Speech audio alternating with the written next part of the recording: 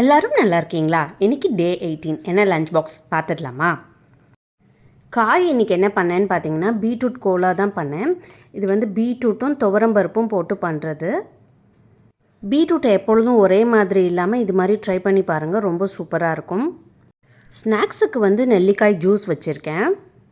Beetroot கோலாவுக்கு துவரம்பருப்பை ஒரு 1/2 hour ஊற வச்சுட்டு சோம்பு ஜீரகம் மிளகாய் போட்டு அரைச்சிட்டு பீட்ரூட்டை துருவி நம்ம தாளித்து இது ஒன்றா கிண்டணும். நான் இன்னொரு வீடியோவில் ஷார்ட்ஸில் வேணால் அப்லோட் பண்ணுறேன். நம்ம சேனல்லே இது எப்படி பண்ணேன்னு இன்னொரு வீடியோவும் இருக்குது, வேணும்னா செக் பண்ணி பாருங்கள். நான் முடிஞ்சால் லிங்க்கும் ஆட் பண்ணுறேன் இதோட.